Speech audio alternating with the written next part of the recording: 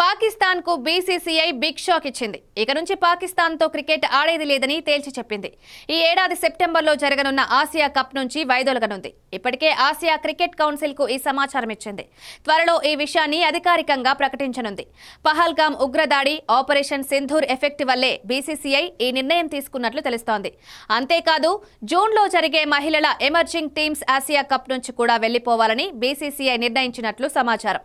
అయితే ప్రస్తుతం Asia cricket మండలికి పాక్ మంత్రి పీసీబీ చైర్మన్ మోసిన్ నఖ్వీ అధ్యక్షుడిగా ఉన్నారు. దీనికి సంబంధించి బీసీసీఐ అధికారి కీలక వ్యాఖ్యలు చేశారు.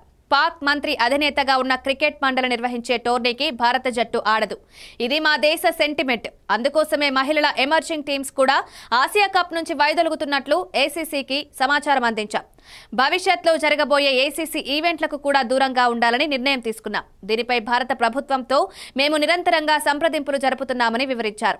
భారత్ పాక్ మధ్య ఉద్రిక్త పరిస్థితులు ఉన్న నేపథ్యంలో పాక్ ను ఏకాకి చేయాలనే ఉద్దేశంతో బీసీసీఐ ఈ నిర్ణయం తీసుకుంది. అంతర్జాతీయ క్రికెట్ ఈవెంట్లకు కూడా స్పాన్సర్లలో ఎక్కువ మంది ఇండియా వారే ఉన్నారు. భారత్ పాకిస్తాన్ మధ్య మ్యాచ్ లేకుండా ఆసియా కప్ జరిగితే దాన్ని ప్రసారం చేసేందుకు బ్రాడ్కాస్టర్లు కూడా ఆసక్తి చూపించవు. దీంతో టీమిండియా లేకుండా ఆసియా కప్ టోర్నీని జరపడం అనేది సరైన నిర్ణయం కాదని ఏసీసీ భావించవచ్చని బీసీసీఐ వర్గాలు అభిప్రాయం వ్యక్తం చేస్తున్నాయి.